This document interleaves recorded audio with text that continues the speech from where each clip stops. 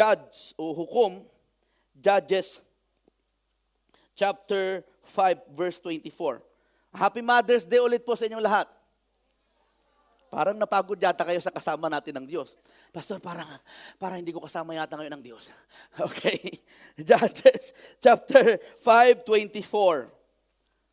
Judges chapter 5 verse 24. Nandyan po sa big screen sa likod, pinakamalaking Biblia. 5:24 hanggang 26. Basahin ko po dito. Most blessed of women of Jael. Okay? Most blessed of women be Jael. Sabi niyan, the wife of Heber the Kenites, most blessed of tent-dwelling women. Verse 25, he asked for water and she gave milk in a bowl fit for nobles. She brought him curdled milk. Verse 26, sabay-sabay po tayo. 1, 2, 3, go.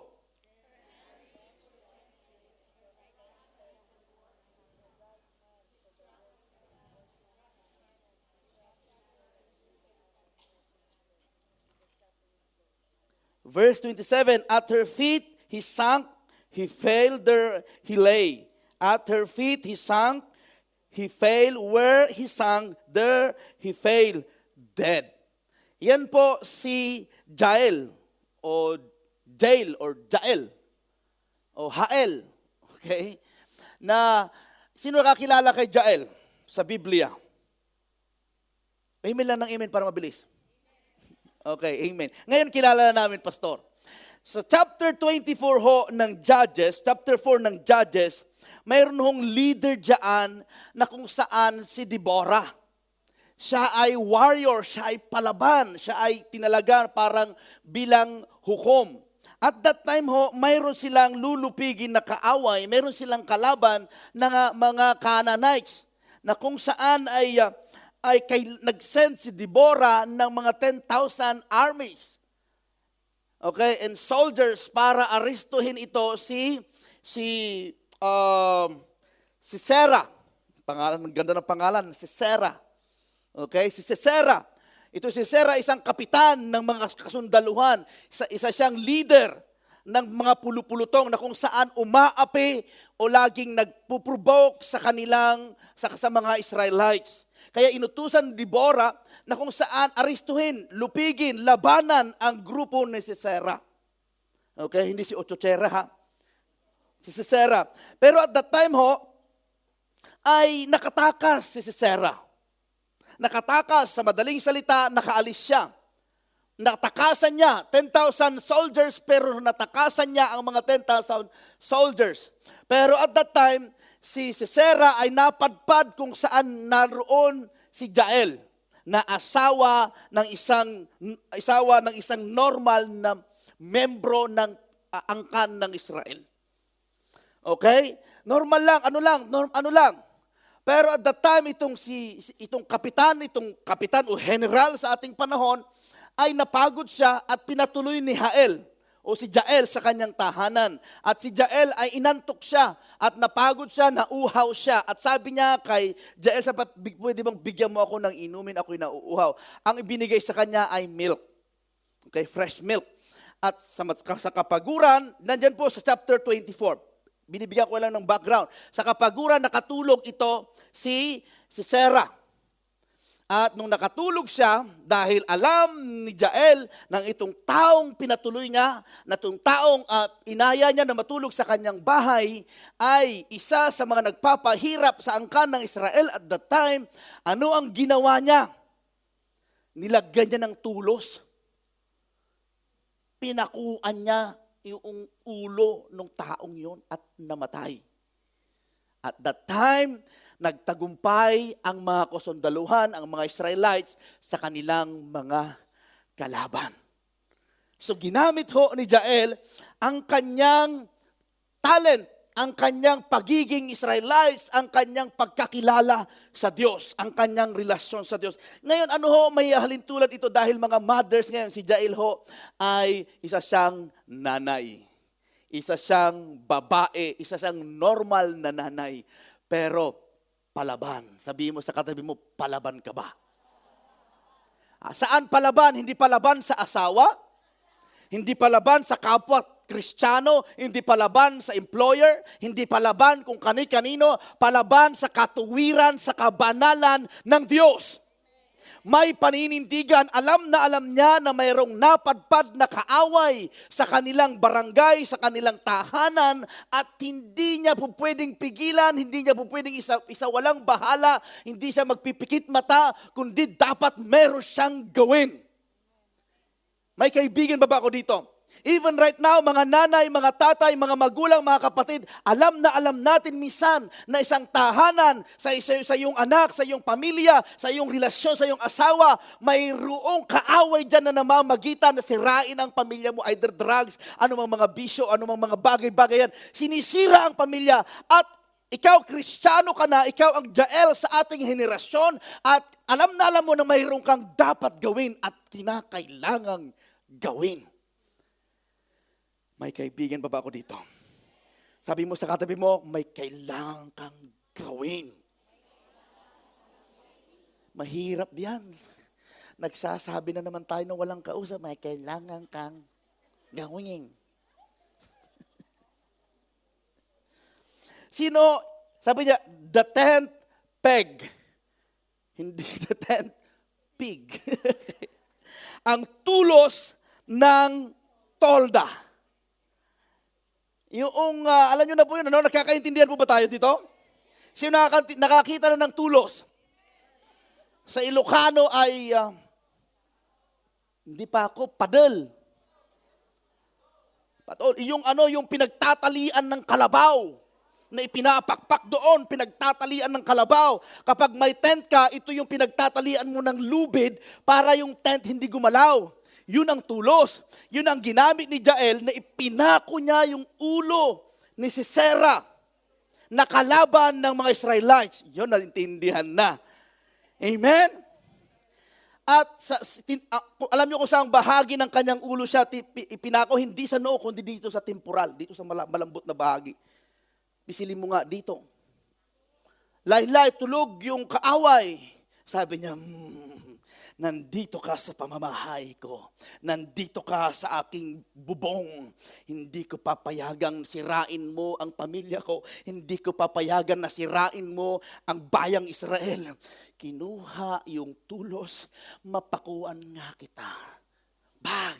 At ipinako si Sisera hanggang bumaon sa lupa. Pagbabasahin nyo ang chapter 24, yun yung isang susi para kaya nagtagumpay ang mga Israelites. And I know, even habang binabahagi ko ito, mayroong naglalaro sa iyong isipan, Lord, gamitin mo ako na kagaya ni Jael, na maputol ang sumpa sa aking pamilya. Di na nawala ng sakit ang aking tahanan. Si lolo may sakit, si nanay may sakit, si tita may sakit. Lord, gamitin mo ako. Okay? Kitang-kita mo na sinisira ng dyablo, parang mayroong sumpa na nangyayari sa tahanan. Panginoon, tulungan mo ako. And we're going to exercise my faith.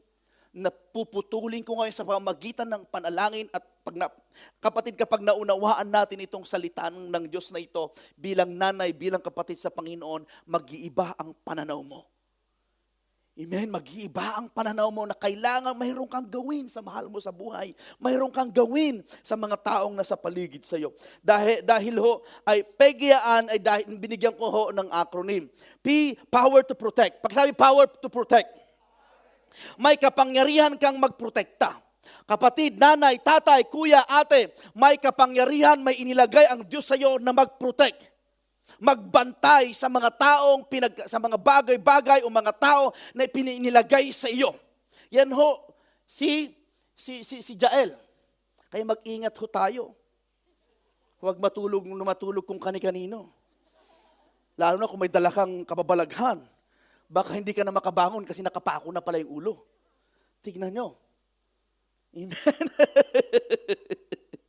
Jael, sabi niya sa verse 21 ng chapter 4, verse 21, but Jael, Heber's wife, asawa ni Heber, sabi niya, pick up a tent peg and a hammer and went quietly to him while he lay fast asleep. Exhausted, She drove the peg through his temple, o dito. Tinignan ko sa kung ano yung temple. Dito, sa kanyang tagiliran. Okay? Peg through his temple into the ground and he died. Tignan nyo, ang kaaway ng ito, 10,000 soldiers. Ang naghahanap sa kanya, hindi nila mahuli-huli. Pero babae lang ang katapat, housewife. Kaya sabihin mo sa katabi mo, hindi ka basta-basta. Hindi ka basta. Huwag mong sabi ni Pastora kanina, huwag niyong mamalitin ang pagiging pagkababae ninyo, pagiging babae ninyo. Huwag niyong mamalitin kung sino tayo, kung lalaki ka, kung sino man tayo dito. Huwag niyong mamalitin ang meron ka. Ang sinasabi ng Biblia at sinasabi ko sa inyo, mayroon kang kapangyarihan para magprotekta. Sa papaanong paraan niya pinotektahan, ginawa niya ang kanyang isipan. Ginamit niya ang kanyang pagiging, hindi niya kinuha ng dahas. Halika, pagbabasahin, halika, pumasok ka dito sa tent. Pagod ka, halika. Pero nagpaplano na. Patutulugan kita at ipatatarakan ko ang iyong ulo. Halika. Ibig sabihin, ang woman of God na ito, mayroon siyang ginawa, talagang intentional niyang ginawa ito. And I pray, ang pagwiwin, gusto mong maputol anumang sumpa, anumang gawa ng kaaway sa iyong tahanan, sa iyong buhay, mayroon kang dapat gawin at pagplanuhan mo. Ang pagpaplano ay simbolo yan na ikaw ay nananampalataya. Nasisira ang budget mo, nasisira ang emotion mo, nasisira ang buhay mo, pagplanuhan mo. Para yung kaaway, para yung weaknesses na yan, yung mga bagay na nagpapahirap sa iyo at sa iyong pamilya, mapuputol na sa oras na ito. Sinong gusto ng ganon? Amen? Pagplanuhan mo, Lord, ito pa rin ang kahinaan ko. 5 years na. Dito pa rin ako sinusupil, dito pa rin ako inaalipin ng kaaway, dito ako pinapahirapan, at ito ang masakit parang naipapasa ko na sa aking anak. Ito ang nakikita parang napakahirap. God, paano ako lumaya dito? Why? Pagplanuhan mo sa tulong ng Diyos. Amen? Pa rin na nakikita natin ito. Ipakita ng Lord. Number 1, protect your family. Proteksyonan nyo ang iyong pamilya. Kaya ho kayo nandito, ay proteksyonan nyo ang iyong pamilya. Kahit nandito kayo, proteksyonan nyo sa pamamagitan ng panalangin. Lord, ang aking anak, ang aking asawa, ang aking kapatid na sa Pilipinas o nasama sila, Lord, puproteksyonan sila sa pamamagitan ng panalangin. Huwag kang magsawa na magpayo. Huwag kang magsawa na magpaalala. Huwag kang magsawa na mag-share ng salita ng Diyos. Huwag kang magsawa na display yung love, unconditional love na natatanggap mo kay Kristo. Makakakilala rin yan sa Panginoon. Amen? Sabi mo sa katabi, huwag kang magsasawa. Kaya the Bible says, huwag kayong magsawa na gumawa ng mabuti. Iba narinig ko, huwag kang mag-aasawa. Hindi, huwag kang magsasawa. Okay. Protect your relationship with God and your loved ones. May asawa ka, may kaibigan ka, may best friend ka, may kapatid ka, yung relasyon mo sa Diyos, anumang klaseng relasyon yan na nagmumula sa Diyos, bantayan mo. Na wag masira. Sabihin mo sa katabi mo, bantayan natin. Ganyan ang ginawa ni Jael. Binantayan niya kasi nakapasok na mismo sa kanyang radar, sa kanyang kaharian, sa kanyang kinaroroonan. At hindi siya papayag na manatili doon. Tanong ko sa inyo, kung mayroon kang kamag-anak na nalululong na sa masamang bisyo, papayag ka ba na tatagal yan? O ikaw mismo nadala sa ganung bisyo, papayag ka ba na ipasa mo yan? Amen? Papayag ka ba? Hindi, di po ba? Gawin mo ang lahat ng bagay para hindi mo maipasa. Ganoon din ho, para hindi mo maipasa, mag-umpisa ka ngayon maproteksyonan sila. Paano proteksyonan? Sabihin ang pag-ibig, ang katotohanan na sila ay mapapahamak kapag sila ay magpatuloy. Hindi ho puro galit. Hindi ho puro panakot. Pag hindi ka magbago, hindi kita na padadalhan. Pag hindi ka hindi kita na hindi ho. Ibabad mo sa panalangin. Magkaroon tayo ng compassion ng habag. Lord, kung ano yung natatanggap ko, ipasa ko sa Kanya. Sa pamamagitan nun, tinatarakan mo ang dyablo sa kanyang temporal, sa kanyang ulo, ipinapako mo at nilalagot mo ang gawa ng kaaway sa iyong pamilya. Kung mayroon mang pinakamabait na tao na bahagi ng pamilya, dapat ikaw yun. Dahil may Kristo ka sa puso. Sabihin mo sa katabi mo, dapat ako yun.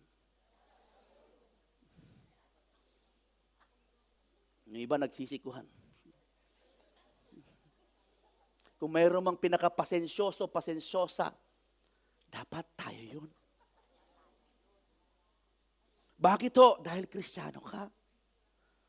Kung mayroon mang pinaka-honest sa loob ng tahanan, sa loob ng boarding house, dahil dapat ikaw yun.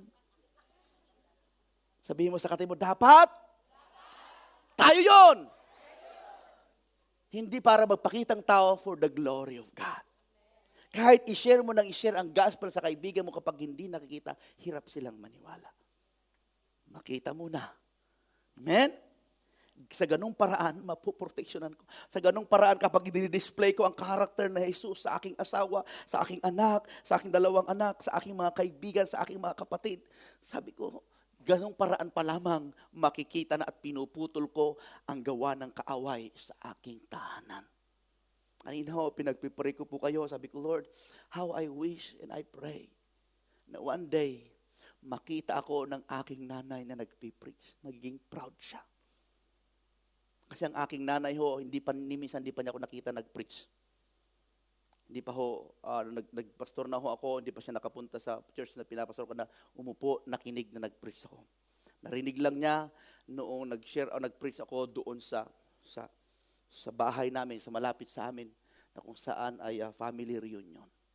Sabi ko, how I wish. Di ba proud na proud siguro ang nanay ko kapag makita niyang pinakapogi niyang anak na nagtuturo ng salita ng Diyos.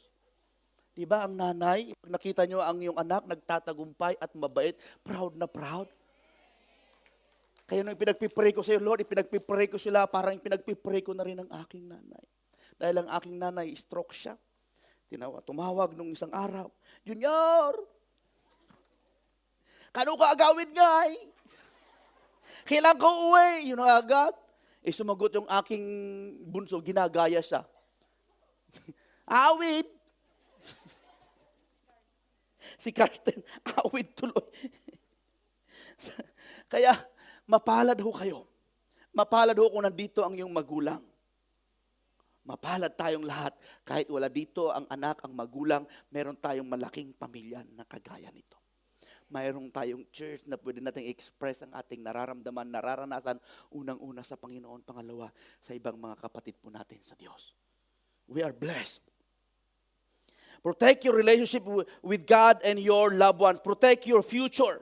Proteksyonan mo ang future mo. Ang kinabukasan mo, kinabukasan ng iyong pamilya, ng iyong anak. Sa paanong paraan ngayon pa lamang. Proteksyonan mo na. Kapag nagtatrabaho ka, huwag mong ipadala lahat. Kasama ho sa budgeting yun. Ubus-ubus biyaya. Na even yung pamasahe mo, wala ka ng pamasahe, pumasok sa trabaho. Pinadala mo lahat. Nahuli ka tuloy. Ano sa French ang ticket? Billet? S'il vous plaît?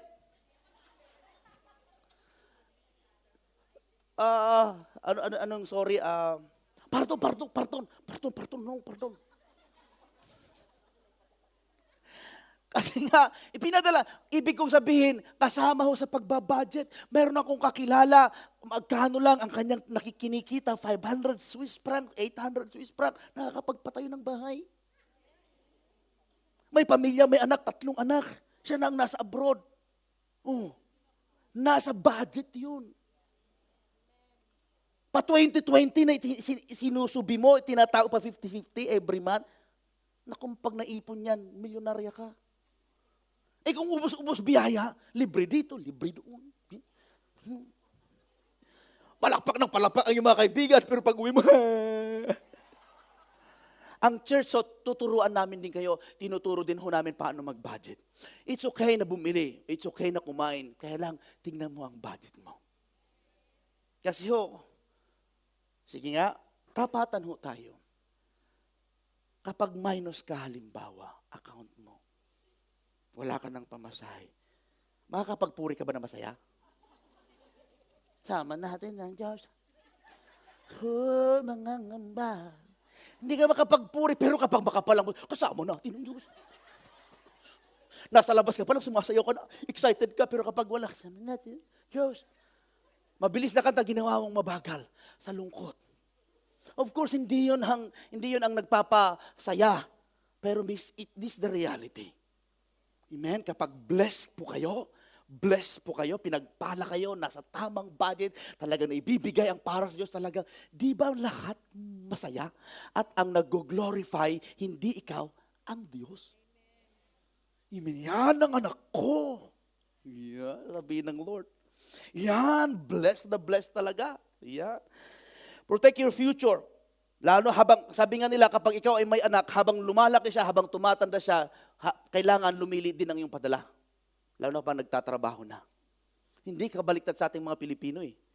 Habang lumalaki siya, nagkakapamilya, lumalaki rin ang padala. Lumalaki rin.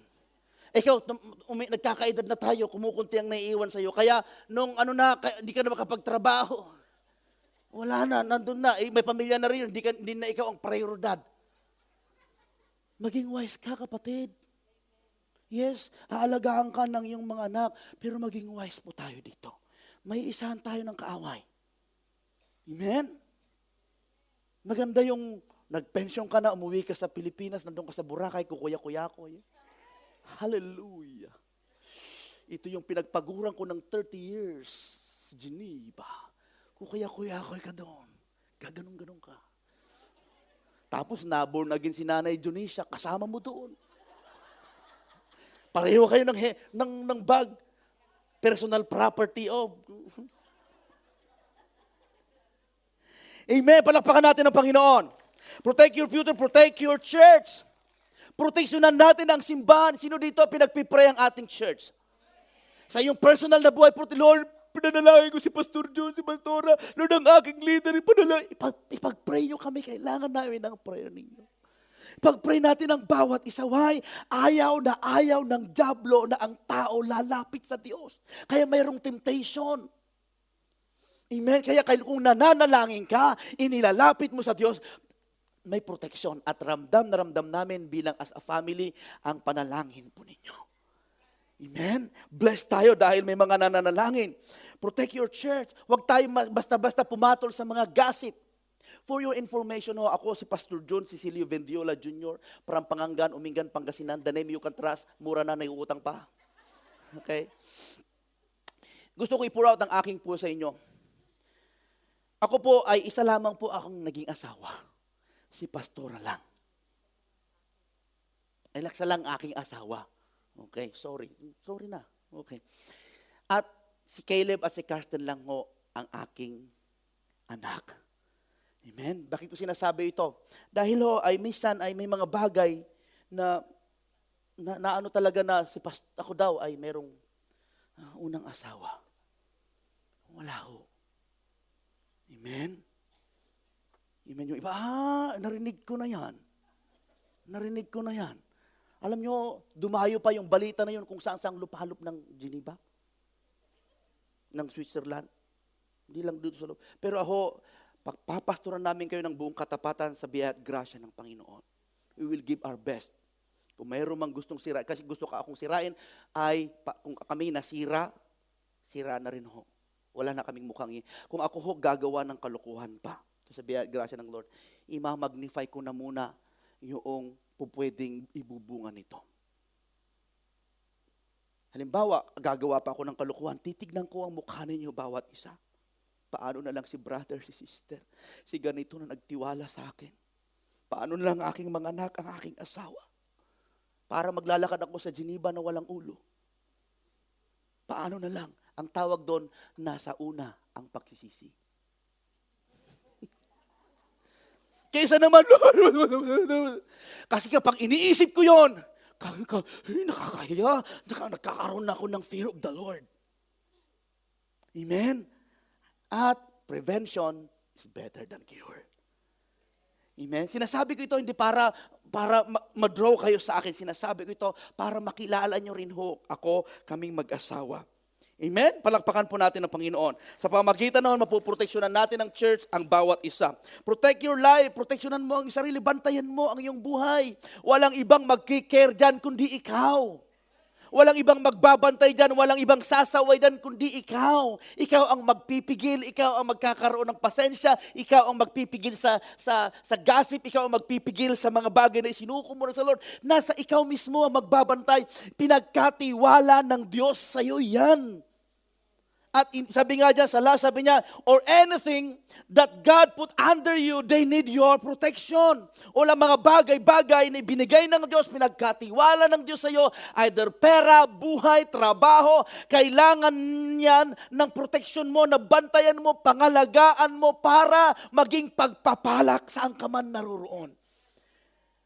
Huwag mong bantayan ng buhay ng may buhay. Magpapantay tayo sa Lord. Amen? Magbibehave ako, hindi para kay kapatid, hindi para kay pastor, hindi para kay brother, kay Lord. Kasi kung para kay pastor, hindi ako lagi kasama mo. Pwede mong gawin pag wala ako. Pero kapag para kay Lord, kahit saan ka magtago, kahit ilalim ng upuan, alam niya kung ginagawa mo. I know what you did last summer. Sasabihin niya, yung movie po yun. Next, so, number 2, evil is not allowed. Pag sabi, evil is not allowed. Ang kasamaan ay hindi pinahihintulutan. Nakita ni Jael na ang hinahabol ng hukbong sandatahan ng Diyos, yung Israelites, nakita niya na itong si Sisera ay doon tumakbo sa kanya. Minsan ho, sa ating tahanan, sa ating buhay, may mga unscheduled event na biglang mangyayari sa buhay mo, hindi mo napaghandaan. Pero kapatid, kung kasalanan yan, wag na wag mong pahihintulutan. Sabihin mo sa katabi mo, wag mong pahintulutan. Halimbawa, kung may anak akong babae o kahit sa itong mga anak kong lalaki, kung gagagawa sila, tatay mo ako, manluluko ka na kapwa, kung lalo kapag, di ba, kapag tatay ka, may anak kang babae, kung yung manliligaw sa'yo, karapatan ng tatay, okay? O magulang, anak ko pang may anak ka na babae o anak ka na lalaki, na tanungin mo kung sinong girlfriend niya, kung anong pamilya yung kanyang nililigawan at nanliligaw sa kanya. Malay mo, anak pala ni Bill Gates. At nag-meet kayo, nakapuruntong ka lang. O malay mo, gangster. Di ba?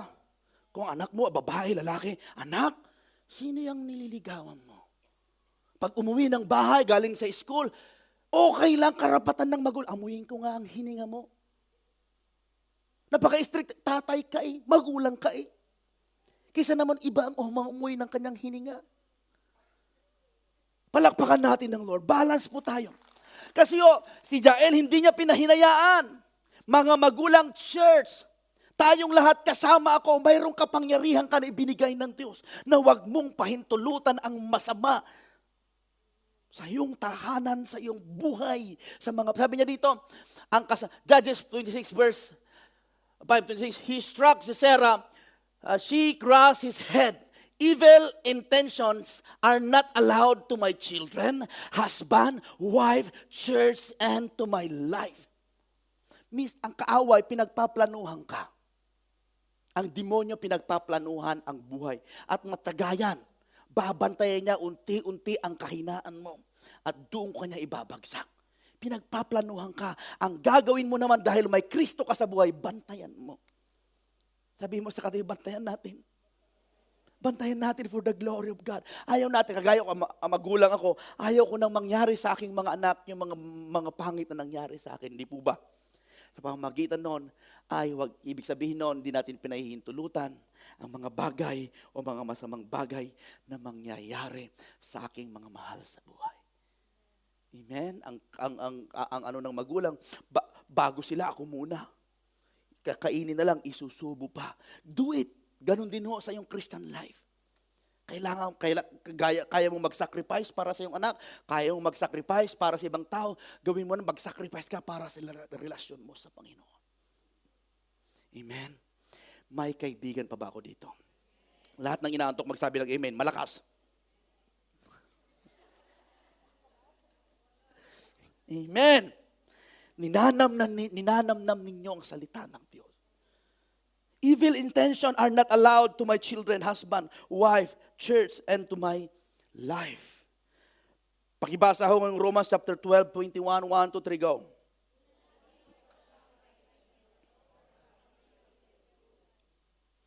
Amen.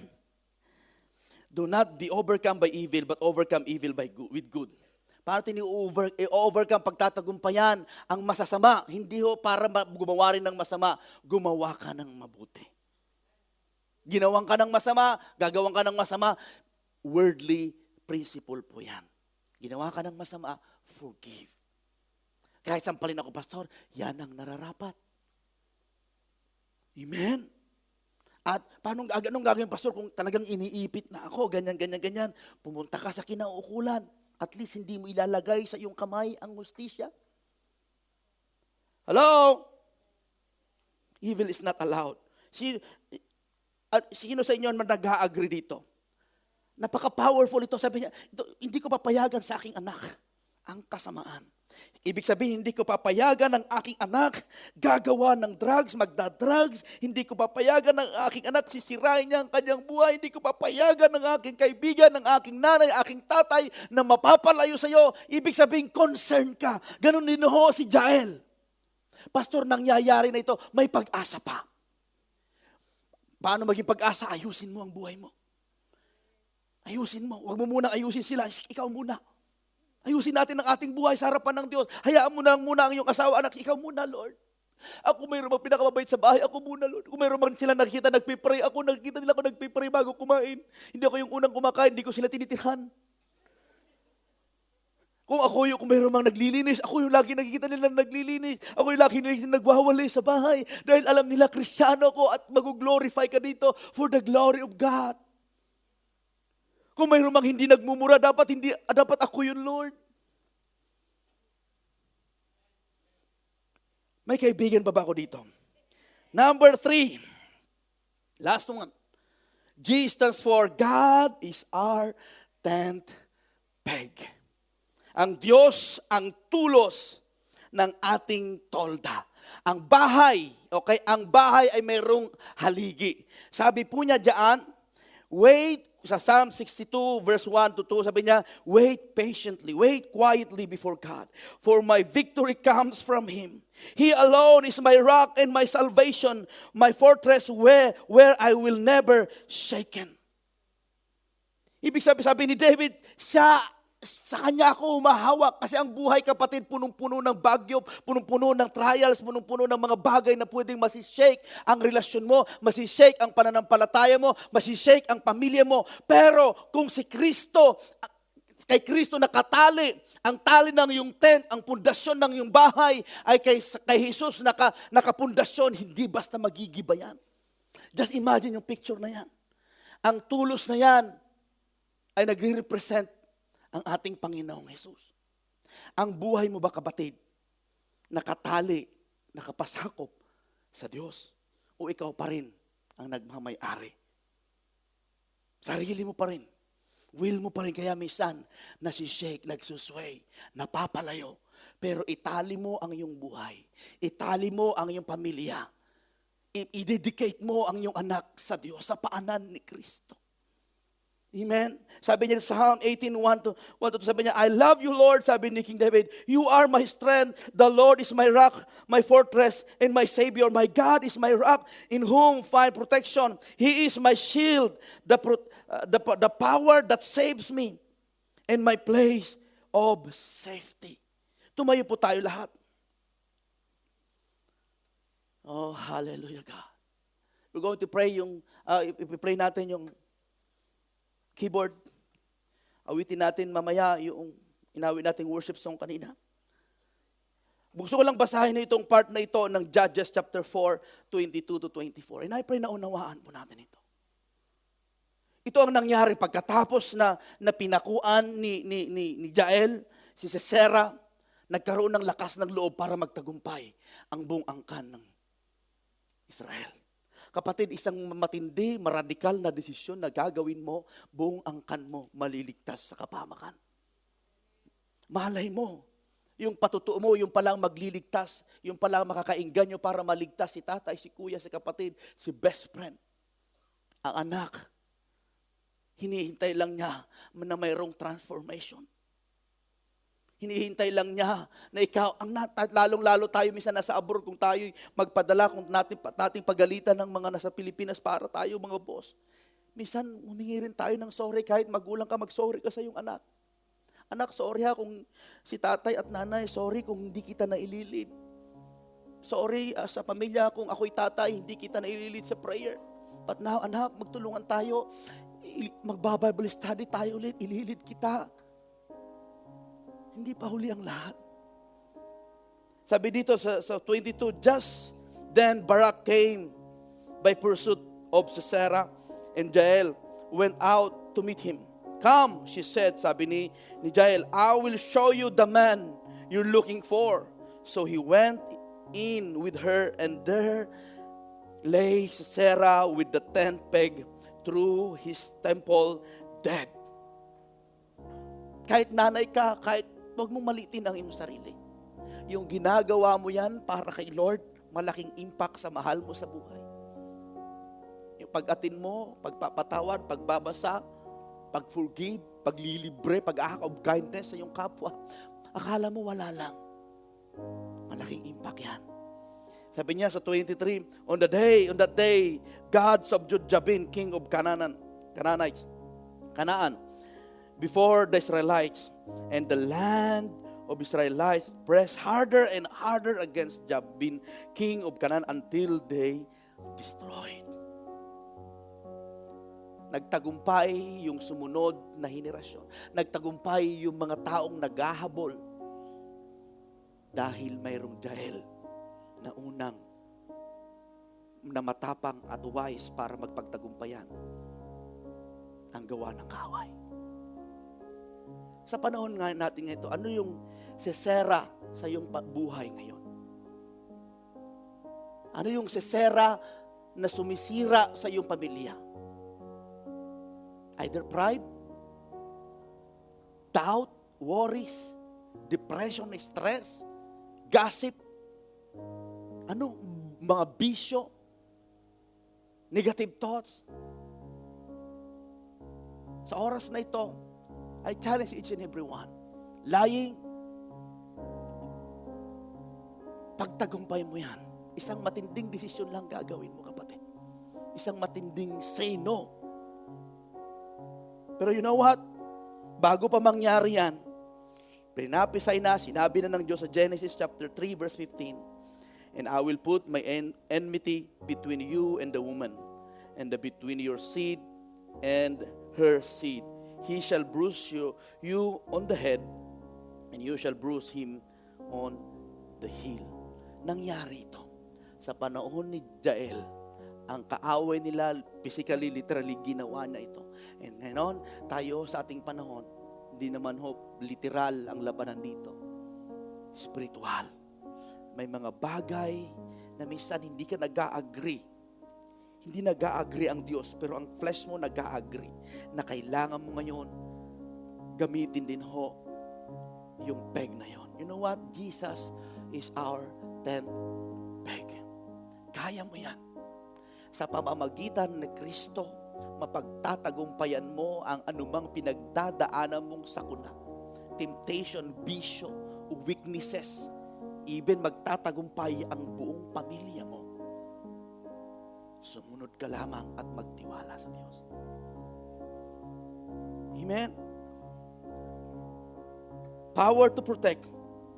Evil is not allowed. God is our. Sabi niya sa Hebrew chapter 3:14, for we are made partakers of Christ if we hold the beginning of our confidence steadfast unto the end. Pastor, ang hirap magtagumpay. Sinasabi mo parang napakabilis gawin. Mahirap pagtagumpayan yun, Pastor, na isuko ang mga bagay-bagay na nakahiligan na ng aking laman. You know what? The first thing ang unang-una mong gawin, just hold on to God. Kagaya ho ng tent, ang unang ginagawa ng tent, nakahawak lang sa tulos. Nakahawak lang sa peg na yon. Just hold on to God. God, I have a lot of weaknesses. Ang layo-layo ko na sa iyo. Pero God, kakapit ako sa iyo. Hindi ako bibitaw, Panginoon. Kasi kapag bumitaw ako, maari yung tent na ito tatangayin ng hangin. Maaring itong buhay na ito tatangayin ng kaaway. Maaring aking anak, ang aking pamilya mapapalayo sa iyo kung ako ay bibitaw sa tulos na ito. Jesus is our tent peg. Amen. We're going to sing this song. I'm abandoned. Jesus is our tent peg. Sabi niya sa Zechariah chapter 10:4. From Judah will come the cornerstone, the tent peg, which is Jesus himself. Prinapesay, the bow for battle and all the rulers. Amen. And I pray, kumapit tayo sa Panginoon. Hold on. Hold on to God. Yes, we have a lot of weaknesses and issues in life. Pero ang unang step na gagawin mo, humawak ka. Magtiwala ka sa Panginoon. Magtiwala, Lord, hahawak ako sa iyo. Hindi ako bibitaw hanggat hindi ako nababago. Kasi kapag bibitaw ako, masishake. Mapapalayo ulit ako. Mahirap. Father, in the name of Jesus, I ask your presence right now, continue to break our hearts, Lord. Tulungan mo kami na proteksyonan yung mga bagay na pinagkatiwala mo sa amin. Dahil binigyan mo kami ng kapangyarihan na mag-protect.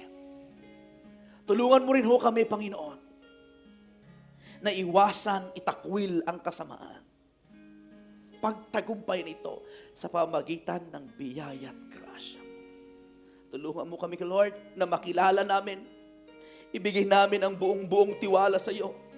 Dahil ikaw ang aming tent peg. Ikaw ang aming kuhanan ng lakas. Sa iyo kami magtitiwala kami. Sa iyo, hindi kami magtitiwala sa tao. Kapatid, marami sa inyo minsan nagtiwala sa tao. Nagtiwala sa kaibigan, nagtiwala sa nanay. Kung kanina, kapatid, okay lang na magtiwala. Pero kung ibibigay mong lahat-lahat dyan ang tiwala mo, may mga tendency masasaktan ka. Pero I encourage you, hold on to God.